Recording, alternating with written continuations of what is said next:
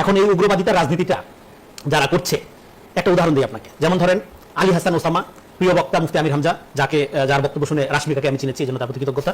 হ্যাঁ, তারপর হারুন ইজার সাহেব, ওনারা একই মামলার আসামি, হাসিনার আমলে একটা মামলার আসামি। আলী হাসান ওসামার মধ্যে জামাতে জয়েন করে ফেললো, আমির হামজা সাহেব জামাতের এমপি হয়ে গেছেন। কিন্তু এখন বিগত আমলের, হাসিনা আমলের মামলায় যে সমস্ত আলেমরা কারাবন্দী, সেই আলেমদের বিষয়ে কথা বলার জন্য ওনারা কয়েকদিন আগে আপনার আইনমন্ত্রীর সাথে দেখা করেছে, কথা বলে সেই ছবি সোশ্যাল মিডিয়াতে দিয়ে জঙ্গিদের ছাড়ানোর জন্য হারুন ইজারের তৎপর। হারুন ইজার এখন জঙ্গি, ওনারা কিন্তু তিনজন একই মামলার আসামি। কিন্তু যেহেতু হারুন ইজার জামাতের পলিটিক্সকে সাবস্ক্রাইব করে না, থিওলজিক্যালিও পলিটিক্যালিও, এই জন্য এখন হারুন ইজার জঙ্গি, বাকি দুজন ভালো হয়ে গেছে। কিন্তু তিনজন কিন্তু কদিন আগে একই মামলার আসামি ছিল। বলে এই যে প্রক্রিয়াটা এখন সোশ্যাল মিডিয়াতে আমি দেখলাম, তাদের যে তথাকথিত নিরপেক্ষ সাংবাদিক, নিরপেক্ষ ফ্যাক্ট চেকার যেগুলো হয়েছে, তারা এই বক্তব্য ধুমে শেয়ার দিচ্ছে। এখনো আলেম, শেখ হাসিনা হত্যা চেষ্টা মামলা, কোটালী পাড়া থানা আপনার ঘটনার যে মামলা, সেই মামলা এখনো আলেমরা বন্দী, এখনো জেলে আছে, যে মামলার কোনো ভিত্তি নেই।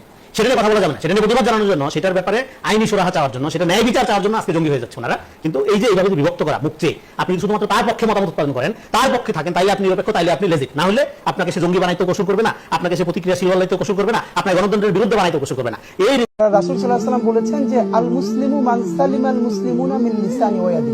প্রকৃত মুসলমান সেই যার হাত ও মুখ থেকে অপর মুসলমান নিরাপদ থাকে, মানে আমার জবান এবং আমার হাত থেকে।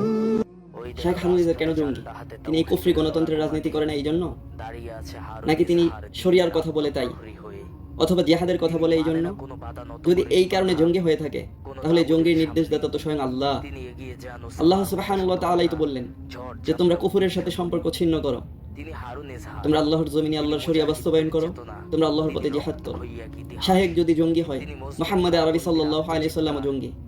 আর যারা শাহেককে জঙ্গি বলে বা জিহাদের জন্য ইমানদারকে জঙ্গি বলে, তাহলে তারা কি মুসলমান? আল্লাহ সুবহানাহু ওয়া তাআলার বিধানকে যে অস্বীকার করে, আল্লাহ সুবহানাহু ওয়া তাআলার বিধানকে যে সন্ত্রাসী জঙ্গি বলে, সে কি মুসলমান? আর সে মুসলমান নিজেকে দাবি করলেও সে কি ইমানদার? কখনোই সে ইমানদার নয়।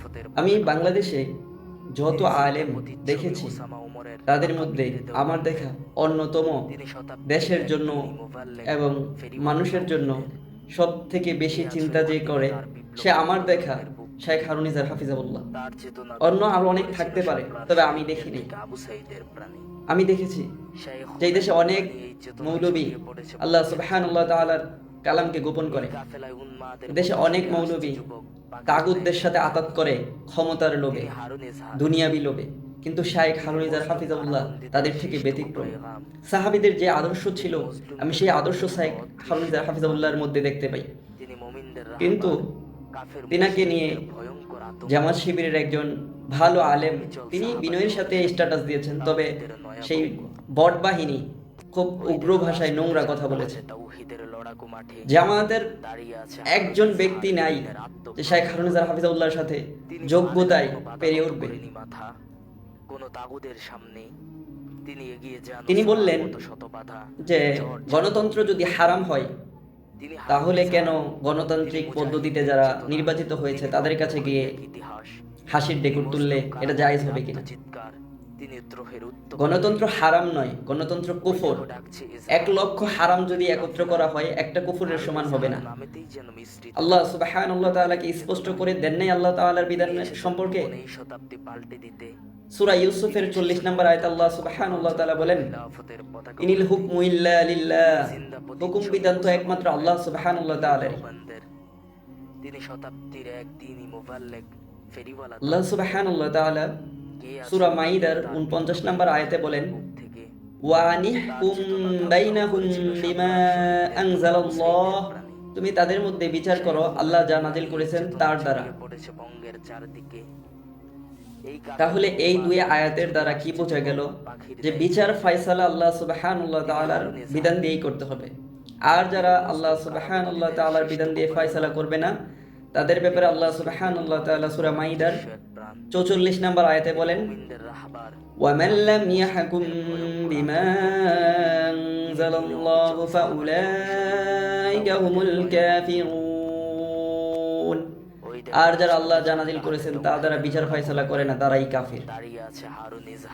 আরো আছে সূরা মাইদার 45 নম্বর আয়াতে আল্লাহ সুবহানাহু ওয়া তাআলা বলেন, ওয়া মান লাম ইয়াহকুম বিমা আনজালাল্লাহু ফাউলাইকা হুমুয যালিমুন।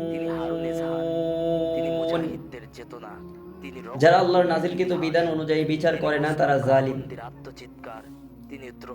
সূরা মাইদার 47 নম্বর আয়াত আল্লাহ বলেন, ওয়ামান লাম ইয়াহকুম বিমা আনজালাল্লাহু ফাউলাইকা হুমুল ফাসিকুন। যারা আল্লাহ যা নাজিল করেছেন তার দ্বারা বিচার করে না তারা ফাসিক।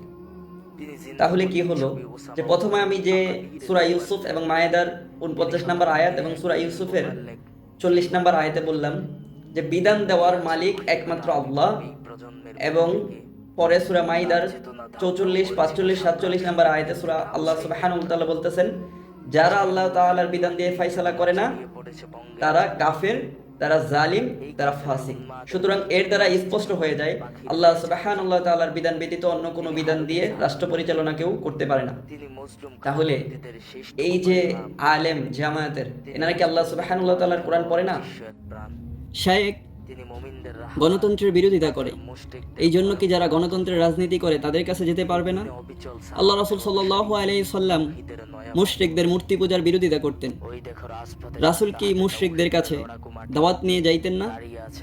আবু জাহেলের কাছে যাইতেন না? যাইতেন না মক্কার মুশরিকদের কাছে? তাহলে শায়েখ হারুনিজার তো দাওয়াত নিয়ে গেছেন।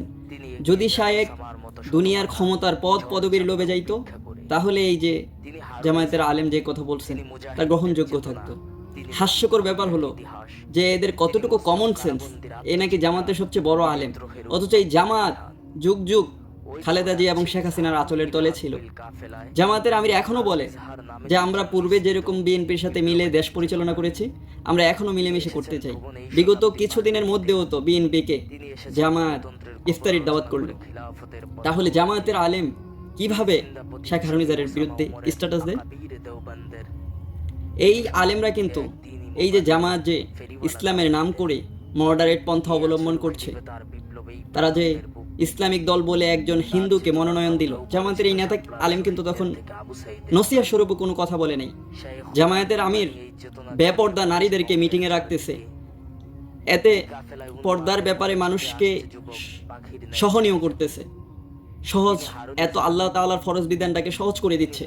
এমনিতেই মানুষ পর্দা করে না, যখন দেখবে যে জিন্দা ওলি বেপর্দা নারীকে রাখে তাহলে আমরাও রাখতে পারবো।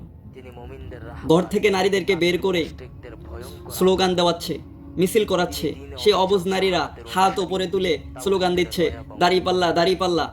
মিডিয়াতে কি এগুলো আসতেছে না? এতে কি সেই নারীর পর্দা লঙ্ঘন হচ্ছে না? এই বিরুদ্ধে কি আলেমরা কথা বলেছে? অসংখ্য শরিয়া বিরোধী কাজ জামাতের দেখাতে পারবো। এই আলেম কি কথা বলেছে জামাতের বিরুদ্ধে? বলে নাই, কারণ তাদের পক্ষে। আমাদের জামাতের সাথে কোনো দ্বন্দ্ব নাই, জায়গা জমি নেই।